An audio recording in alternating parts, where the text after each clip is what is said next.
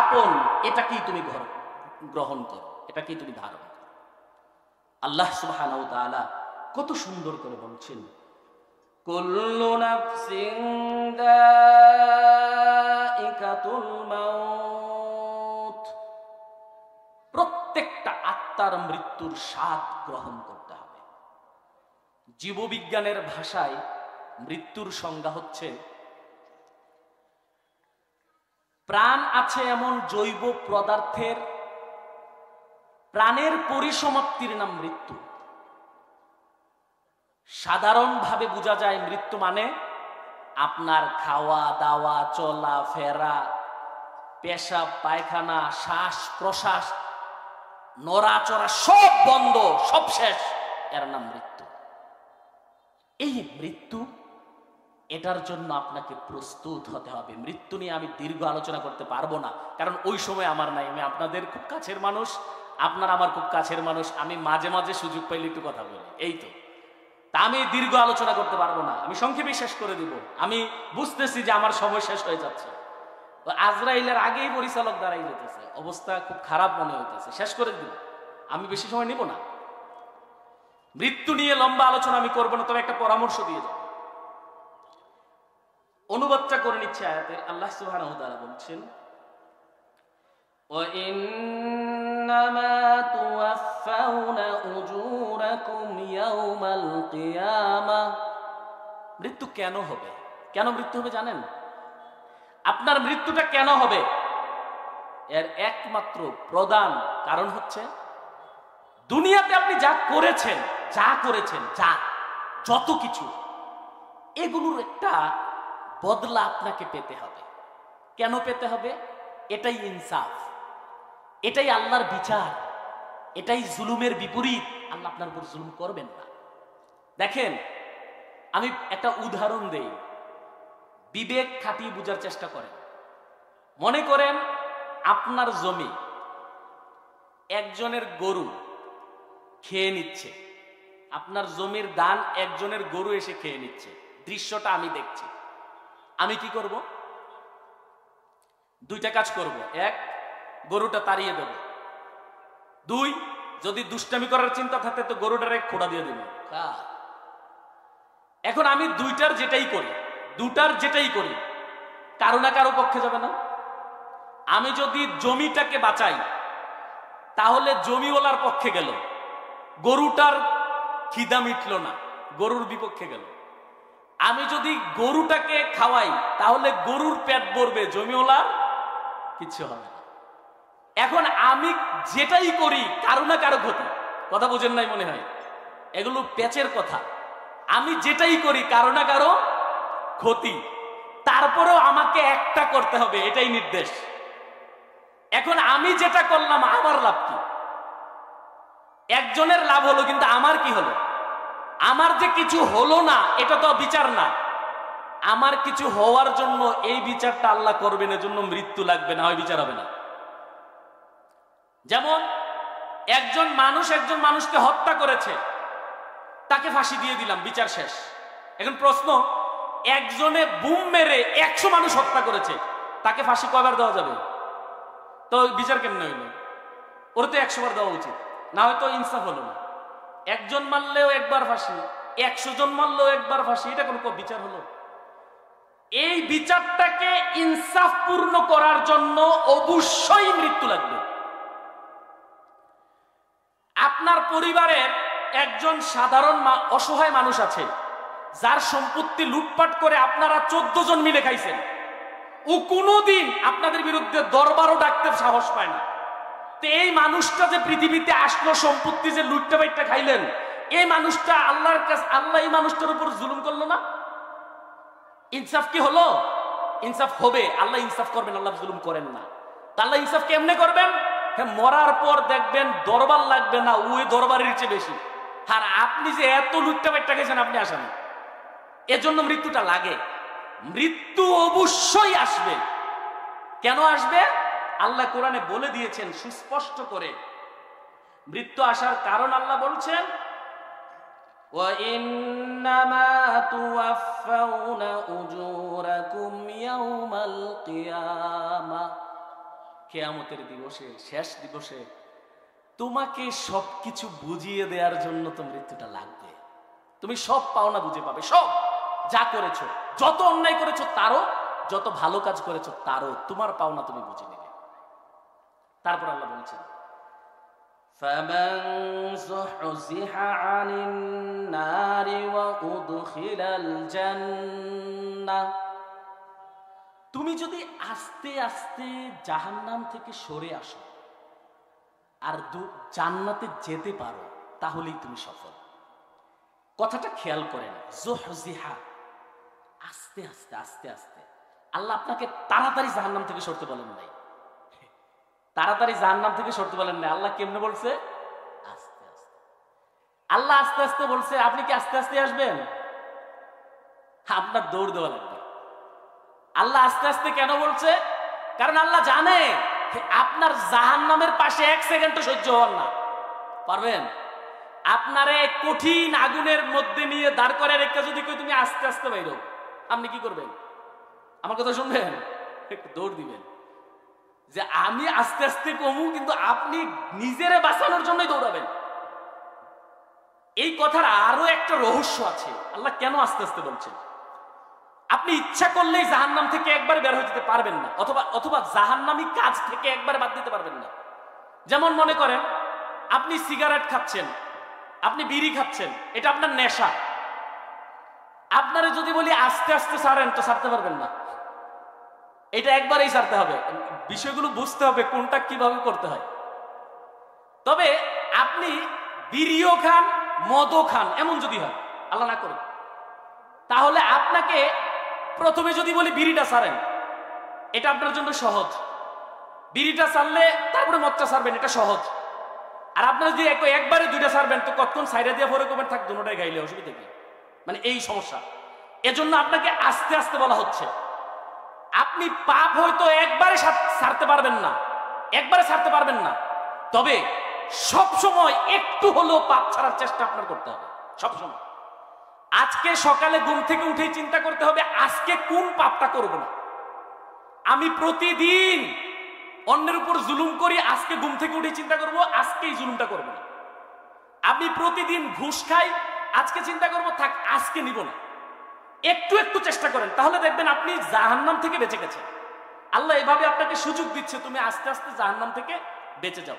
আর যদি আস্তে আস্তে জাহান্নাম থেকে বেঁচে যেতে পারো, আর ওয়াউদখিলাল জান্নাত, তুমি যদি জান্নাতে ঢুকে যেতে পারো, ফাকাদ ফাস, তুমিই হবে সফল। ওয়ামাল হায়াতুদ দুনিয়া ইল্লা মাতাউল গুরুর। তবে দুনিয়া যে একটা আছে, এই দুনিয়ার জীবনটা হচ্ছে একটা আপনার প্রতারণা, মায়াবী ছলনা। দুনিয়াতে আপনি সব কিছুকে দেখবেন একরকম, বাস্তবতা আরেক রকম। দুনিয়াটা আপনি দেখবেন একরকম, কিন্তু বাস্তবতা অন্যরকম। আমি আপনাকে একটা এক্সাম্পল দিই। নিজের ডাইনিং, মানে নিজের এই আপনার এটাকে কি বলে, এই যে ড্রেসিং টেবিলে গিয়ে ওই গ্লাসটা দিয়ে আপনি ডান হাত উঁচা করে দেখবেন বাম হাত দেখা যায়। আপনার আয়না, আপনার ঘরে আপনার ডান হাত, আপনি দেখবেন কি বাম হাত। কথা বুঝতে পারছেন? আপনি এরকমই দেখেন। আলহামদুলিল্লাহ, আমরা এমনই দেখি, আমাদেরকে আল্লাহ এমনই দেখায়। এই পৃথিবীতে যত রোড অ্যাক্সিডেন্ট হয়, শুনছেন অন্ধ মানুষ অ্যাক্সিডেন্টে করে মারা গেছে? 100 এর মধ্যে একটাও হয় না। জেডি ফইরা মরে চোখওয়ালা, তার লাগি চোখ দেখতে ফইরা মরণের লেগে? বুঝেন নাই কথা? কারণ ও সাবধানতা অবলম্বন করে আর চোখওয়ালায় দৌড় দেয়। কারণ হ্যাঁ মনে করে আছে না, আমার চোখওয়ালা মনে করে আমার চোখ আছে, দৌড় একটা দেয় গাড়ির সামনে দিয়ে, ঠাস বাড়ি একটা লাগছে। আর অন্ধটায় যাওয়ানোর আগে 10 বার চিন্তা করে আরেকজনকে কয়ে আমার গেলে যাও, দাঁড়াই থাকবো, শরীরে দেখবো, শব্দ শুনবো, এরপরে আস্তে আস্তে ট্যাগ দিব, কারণ সাবধানতা আছে, এমন তো না। আর আপনার তো চোখ আছে, আপনার গেলে পরে তো ঠাস, সমস্যা। জীবন হচ্ছে এরকম মায়াবী, আপনি যা দেখতেছেন সব ভুল, সব ভুল, সব প্রতারণা, সব ছলনা। বিশ্বাস করেন ছলনা। দুধ কলা দিয়ে খাওয়াইতেছেন যারে, হে কালসা, হে আপনার শত্রু, আপনার ঘরে খাইয়া আপনার বিরুদ্ধে ষড়যন্ত্র করে। এরকম একটা দুইটা না, হাজার হাজার আছে।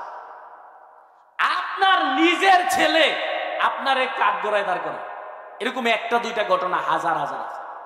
আপনার নিজের মেয়ে, ওর কারণে আপনি দরবারে আসামি, একটা দুইটা ঘটনা হাজার হাজার আছে। এটার নাম হচ্ছে দুনিয়া। দুনিয়া প্রতারণা ছাড়া বিশ্বাস করেন কিচ্ছু না, কিচ্ছু না। আপনি পৃথিবীতে, আমি যদি আপনাদেরকে জিজ্ঞেস করি এখানে সুখী মানুষ কয়জন আছেন, হাত তুলেন, তাহলে কয়েকটা হাত উঠবে, সবাই হাত উঠবে না। যদি প্রশ্ন করি দুঃখী মানুষ কয়জন আছেন, তাহলে বেশিরভাগ হাত উঠবে। একটা মজার কথা কি জানেন, গবেষণায় দেখা গেছে সুখীর সংখ্যা বেশি, দুঃখীর সংখ্যা কম। কিন্তু বাস্তবে দেখা যায় দুঃখীর সংখ্যা বেশি, সুখীর সংখ্যা। কারণটা কি? অনুভূতির ডিফারেন্স, অনুভূতিতে পার্থক্য। সুখের সময় এই যে সারাদিন কোনো অসুবিধা হয়েছে না, আপনি কি একবারও মনে করছেন যে আপনি সুখী? মনে করেন না। কিন্তু ফইরা যদি ফাওটা ভাঙতেন, তাইলে আপনি 3 দিন কাঁদতেন। কথা বুঝেন নাই? ফাও ভাঙছেন 1 ঘন্টা, কাঁদতেন কয়দিন? 3 দিন। আর 24 ঘন্টা সুখে ছিলেন, একবারও চিন্তা করেন না। এজন্য আপনি দুঃখী, আপনি সুখী না। কেন? আপনি সুখ উপলব্ধি করতে জানেন না, সুখের অনুভূতিটাই আপনার নাই, এজন্য সুখী না। আবার আপনার যন্ত্রণার অনুভূতি এত বেশি যে একটু ফাইলে চিল্লান শুরু করেন, এই কারণে আপনি দুঃখী।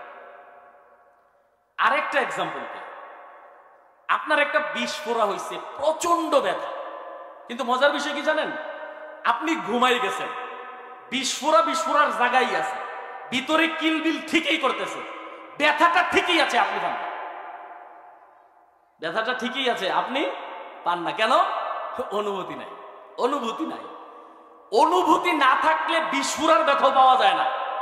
আর অনুভূতি যদি না থাকে, সারা জীবন সুখে থাকলে আপনি সুখ পাবেন না।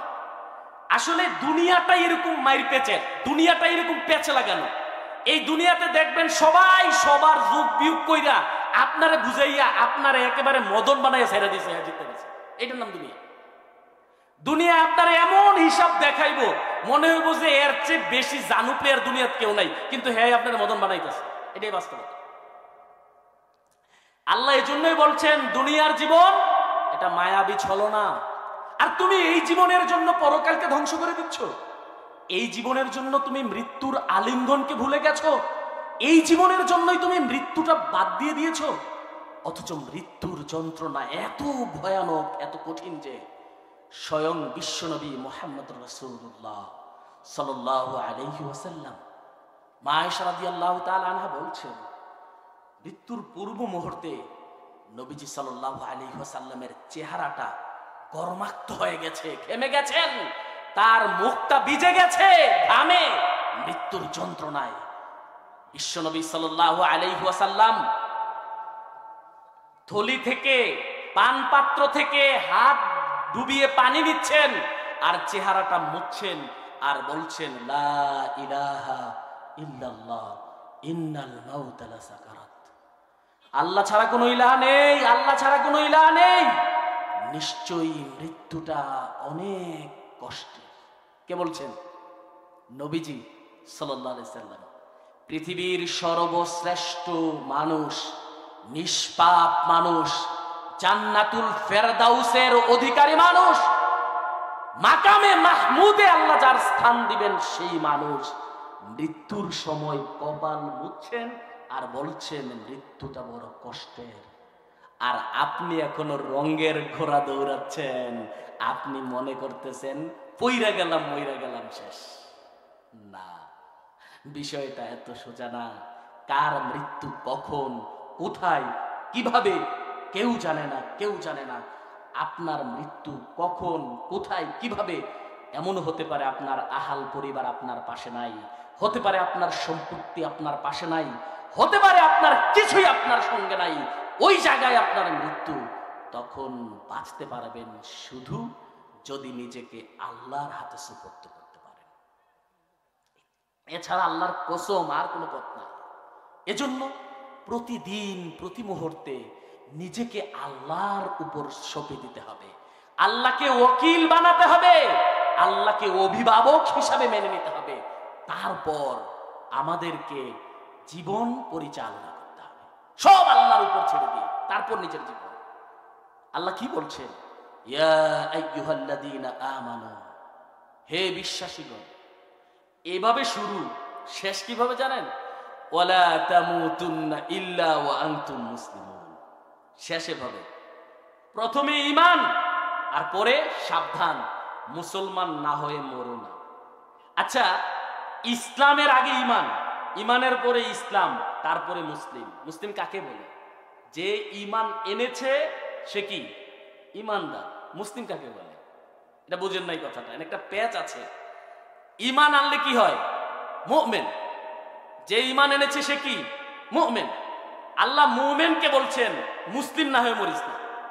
আপনার দৃষ্টিতে মুসলিমের মর্যাদা বেশি না মুমিনের? আমার কথাটা বুঝার চেষ্টা করেন, একটু মরার মতো থাকেন, বেশি চিল্লাচিল্লি করেন না। মরার আগে মইরা দেখেন কেমন লাগে, একবার চোখ বন্ধ কইরা মইরা দেখবেন মরা কেমন।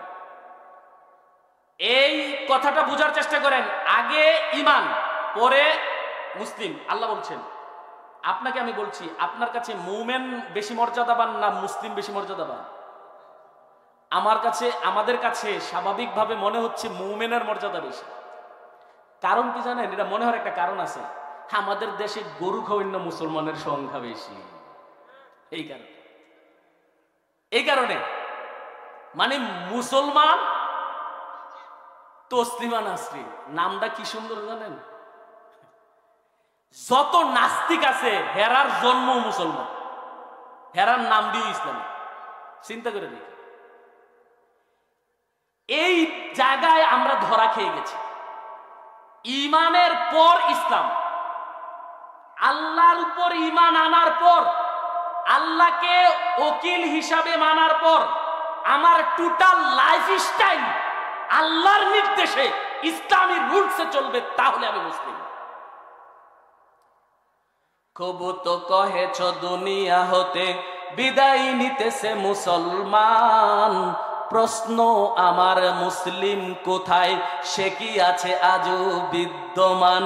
চলন তোমার হিন্দু আনি খ্রিস্টানি সব তমদ্দুন, ইহুদিরও শরম লাগে দেখিলে তোমার এসব গুণ।